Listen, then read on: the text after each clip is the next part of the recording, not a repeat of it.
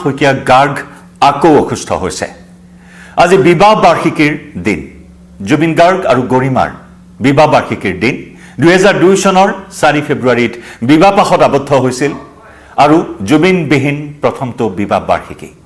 আজি 4 ফেব্ৰুৱাৰী জুবিনবিহীন প্ৰথমটো বিবাহ বাৰ্ষিকীৰ এই দিনটোতে আকৌ অসুস্থ হৈ পৰিল গৰিমা শইকীয়া গাৰ্গ। হাস্পতালত ভৰ্তি কৰোৱা হৈছে জুবিন পত্নীক। নমস্কাৰ প্ৰিয় দৰ্শক, মই জয়ন্ত মাধৱ গোস্বামী আপোনাক স্বাগতম জনাইছো নিউজ 18 অসম নৰ্থ ইষ্টৰ ডিজিটেল লাইভলৈ। 2025 চনৰ 19 ছেপ্টেম্বৰ এটা অভিশপ্ত দিন, এটা অভিশপ্ত বৰ্ষ অসমবাসীৰ বাবে।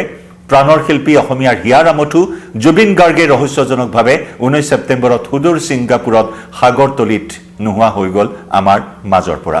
আৰু সেই তেতিয়াৰ পৰাই অসমীয়াৰ মন মগজু সদায় জোকাৰি আছে জুবিন গাৰ্গ নোহোৱা হৈ যোৱাৰ সেই কথাখিনিক লৈ।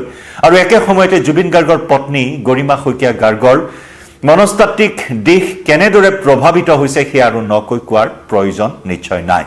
বিগত সময়ছোৱাৰ পৰাই আমি জুবিন গাৰ্গৰ পত্নী গৰিমা শইকীয়া গাৰ্গক দেখি আহিছোঁ। ন্যায় যুদ্ধখনত নামি পৰিছে তেওঁ, ন্যায় যুদ্ধখন আগুৱাই নিয়াৰ বাবে অসমবাসী ৰাইজৰ সহায় বিচাৰিছে তেওঁ, আৰু অসহায় হৈ পৰে কোনোবা মুহূৰ্তত জুবিন গাৰ্গ নাই।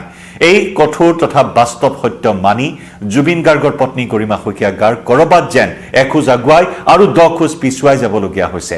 এনেধৰণৰ এটা পৰিস্থিতিৰ মাজত সহাৱস্থান কৰি আছে গৰিমা শইকীয়া গাৰ্গে।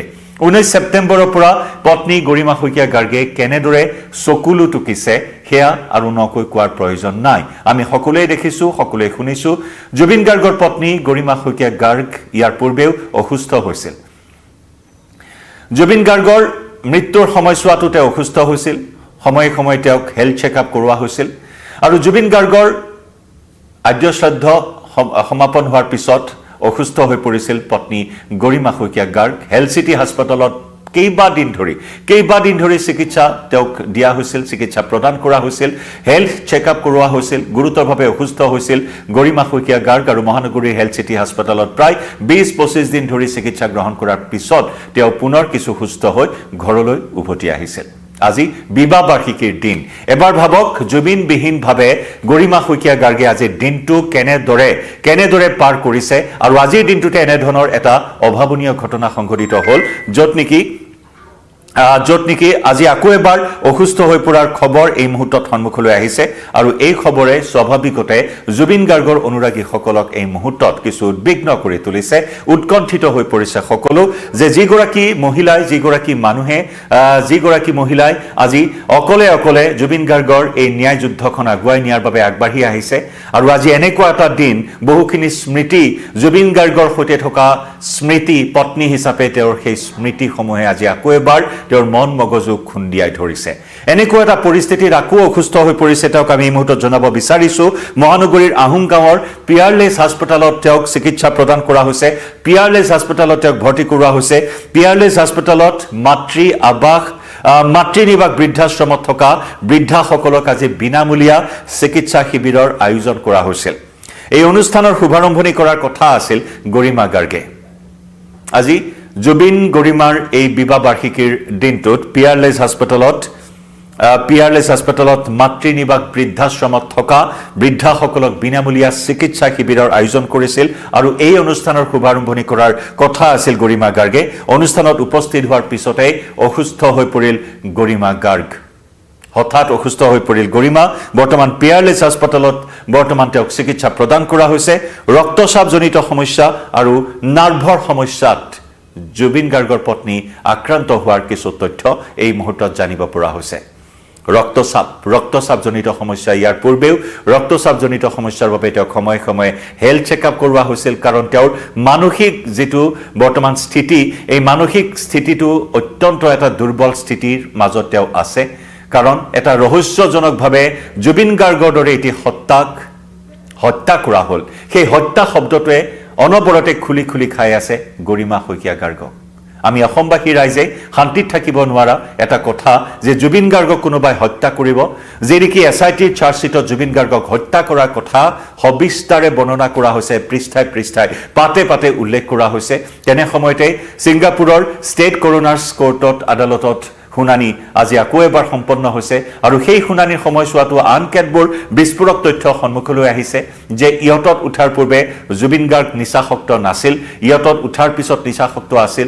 গতিকে সঁচাকৈ কৰবাত কিবা এটা কনস্পিৰেচি আছিল নেকি, ভয়ংকৰ কনস্পিৰেচি বা ষড়যন্ত্ৰ, যাৰ পৰিণতি জুবিন গাৰ্গে আজি আমাৰ মাজৰ পৰা এনেদৰে হঠাৎ হেৰাই যাবলগীয়া হ'ল। যদিওবা অসুস্থ আছিল, যদিওবা তেওঁ ইয়াৰ পূৰ্বে বহুবাৰ চিকিৎসাধীন হৈ আছিল, কিন্তু এনেকুৱা এটা পৰিস্থিতিত জুবিন গাৰ্গৰ সেই অসুস্থতাৰ পিছতো ইয়ত পাৰ্টিৰ আয়োজন কৰি অতি ভয়াৱহ এটা পৰিস্থিতিত লাইফ জেকেট অবিহনে পানীত নামিবলৈ দি আজি জুবিন গাৰ্গক নোহোৱা কৰি পেলালে আমাৰ মাজৰ পৰা। গতিকে সেই কথাসমূহে অনবৰতে খুলি খুলি খাই আছে জুবিন গাৰ্গৰ পত্নীক, জুবিন গাৰ্গৰ পৰিয়ালক বা তেওঁৰ অনুৰাগীসকলক। গতিকে আজি বিবাহ বাৰ্ষিকীৰ এটা দিন নিজৰ সংগীতৰ ভগৱান স্বৰূপ যিগৰাকী স্বামীৰ লগত প্ৰায় 1992-1995 চনৰ পৰাই গাৰ চাঁটোৰ দৰে আছিল, প্ৰেমৰ পৰা আৰম্ভ কৰি বিবাহলৈ যি তেওঁলোকৰ যাত্ৰা, আৰু সেই যাত্ৰাৰ নানান কথাই আজি জুমুৰি দি ধৰিছে, নানান স্মৃতিয়ে আজি জুমুৰি দি ধৰিছে মন মগজুত। স্বাভাৱিক কথা এয়া নকৈ কোৱাৰ নিশ্চয় প্ৰয়োজন নাই।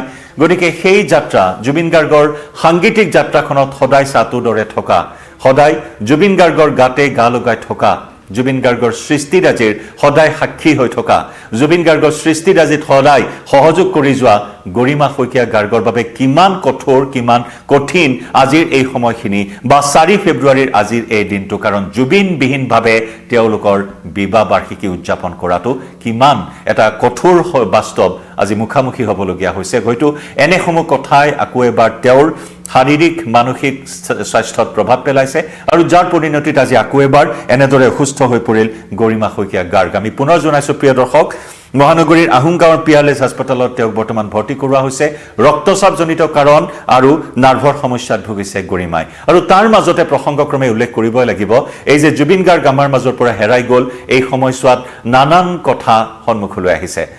এটা দুষ্ট চক্ৰই অনবৰতে জুবিন গাৰ্গৰ পিছত নানান ধৰণৰ অভিযোগ উত্থাপন কৰি নানান ধৰণৰ বদনামৰ চেকা লগাবলৈ চেষ্টা চলাই অহা পৰিলক্ষিত হৈছে। শিখা শৰ্মাৰ দৰে তথাকথিত লেখিকাই জুবিন গাৰ্গৰ চৰিত্ৰ হননৰ দৰে নানান কথা বতৰাই সকলোকে হতাশ কৰিছে। স্বাভাৱিকতে এই কথাসমূহেও হতাশগ্ৰস্ত কৰি তুলিছে জুবিন গাৰ্গৰ পত্নীক, কাৰণ সংবাদ মাধ্যমৰ সন্মুখত সেই বিষয়ে তেওঁ সেই দুখ প্ৰকাশ কৰিছিল। একেদৰে জুবিন গাৰ্গৰ মৃত্যুৰ পিছতে আন এটা চক্ৰই বিভিন্ন ধৰণৰ অপপ্ৰচাৰ চলাইছিল যে জুবিন গাৰ্গে মৃত্যুৰ পূৰ্বে তেওঁ ডিপ্ৰেশ্যনত আছিল, ফ্ৰাষ্ট্ৰেশ্যনত ভুগিছিল জুবিন গাৰ্গে। এইসমূহ কথাই যথেষ্ট প্ৰভাৱিত কৰিছিল গৰিমা গাৰ্গক, যি নেকি হিতেশ বৰুৱা, নেম কেয়াৰ হাস্পতালৰ সঞ্চালক চিকিৎসক ডাক্তৰ হিতেশ বৰুৱাই সেই কথা কৈছিল যে গৰিমা শইকীয়া গাৰ্গে মানসিকভাৱে অত্যন্ত ভাগি পৰিছে, মানসিক এটা চাপ তেওঁৰ ওপৰত পৰিছে। জুবিন গাৰ্গক লৈ নানান ধৰণৰ অপপ্ৰচাৰ চলিছে। এই কথাসমূহে কিন্তু প্ৰভাৱ পেলাইছে জুবিন গাৰ্গৰ পত্নীৰ স্বাস্থ্যত। আজি আকৌ এবাৰ যেন তেনেকুৱা এটা পৰিণাম, তেনেকুৱা এটা পৰিণতি দেখিবলৈ পোৱা হ'ল।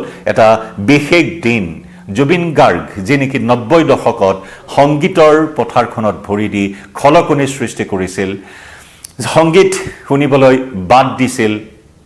জুবিন গাৰ্গৰ সেই সংগীতৰ পূৰ্বে যেন ভূপেন হাজৰিকা, জয়ন্ত হাজৰিকাৰ সংগীতৰ পিছত আৰু তেনেকুৱা ধৰণৰ সৃষ্টিৰ যেন ক'ৰবাত এটা অভাৱ আছিল, আৰু সেই অভাৱখিনি পূৰণ কৰাৰ ক্ষেত্ৰত জুবিন গাৰ্গৰ যিটো ভূমিকা আছিল, মানুহে লাহে লাহে অসমীয়া গীত শুনিবলৈ যেন এৰি দিয়া এটা পৰিৱেশ, তেনেকুৱা সময়তে জুবিন গাৰ্গে সংগীতৰ পথাৰখনত সোমাই যি ধৰণৰ সৃষ্টিৰে অসমীয়াৰ দিন ৰাতি একাকাৰ কৰি সংগীত শুনিবলৈ বাধ্য কৰাইছিল। জুবিন গাৰ্গৰ গানতে ৰাতি পুৱাইছিল, জুবিন গাৰ্গৰ গানতে ৰাতি হৈছিল শ্ৰোতা দৰ্শক অনুৰাগীৰ। গতিকে তেনেদৰে সংগীতৰ মায়াৰে আৱৰি ৰখা জুবিন গাৰ্গ যোৱা 2025 চনৰ 19 ছেপ্টেম্বৰত আমাৰ মাজৰ পৰা হেৰাই গ'ল। আৰু জুবিন গাৰ্গৰ সেই সাংগীতিক যাত্ৰাৰ অনবৰতে সাক্ষী হৈ থকা পত্নী গৰিমা শইকীয়া গাৰ্গৰ বাবে আজিৰ এই দিনটো কিমান কঠোৰ, কিমান কঠিন, সেইখিনি কথা আমি সহজেই অনুমান কৰিব পাৰোঁ। 2002 চনৰ 4 ফেব্ৰুৱাৰী এয়া 24 সংখ্যক বিবাহ বাৰ্ষিকী আছিল তেওঁলোকৰ, কিন্তু আজি বিবাহ বাৰ্ষিকী উদযাপন কৰিবলৈ যে প্ৰাণৰ স্বামী, প্ৰাণৰ শিল্পী জুবিন গাৰ্গ তেওঁৰ কাষত নাই। গতিকে এনেধৰণৰ এটা পৰিস্থিতিত আজি আকৌ এবাৰ অসুস্থ হৈ পৰিল। বৰ্তমান পিয়াৰলেছ হাস্পতালত চিকিৎসা গ্ৰহণ কৰি চিকিৎসাধীন হৈ আছে আমি পুনৰ জনাইছো বিবাহ বাৰ্ষিকী উপলক্ষে পিয়াৰলেছ হাস্পতালত মাতৃ নিবাস বৃদ্ধাশ্ৰমত থকা বৃদ্ধাসকলক বিনামূলীয়া স্বাস্থ্য শিবিৰৰ আয়োজন কৰা হৈছিল আৰু এই স্বাস্থ্য শিবিৰৰ শুভাৰম্ভণি কৰিবলৈ যোৱাৰ সময়তে অসুস্থ হৈ পৰে গৰিমা শইকীয়া গাৰ্গ আমি সকলোৱে আশু আৰোগ্য কামনা কৰিছো অতি শীঘ্ৰেই সুস্থ হৈ উঠক জুবিন গাৰ্গৰ পত্নী আমাৰ সকলোৰে মৰমৰ গৰিমা শইকীয়া গাৰ্গ কাৰণ জুবিন গাৰ্গৰ ন্যায় যুদ্ধখন আগবঢ়াই নিয়াৰ ক্ষেত্ৰত গতিকে তেওঁৰ সদায় সুস্বাস্থ্য আমি কামনা কৰোঁ লাইভৰ পৰা বিদায় লৈছো প্ৰিয় দৰ্শক আপুনি কি ভাবে জনাওক আপোনাৰো মতামত স্বাভাৱিকতে আমি সকলোৱে এই মুহূৰ্তত প্ৰাৰ্থনা জনাইছো অতি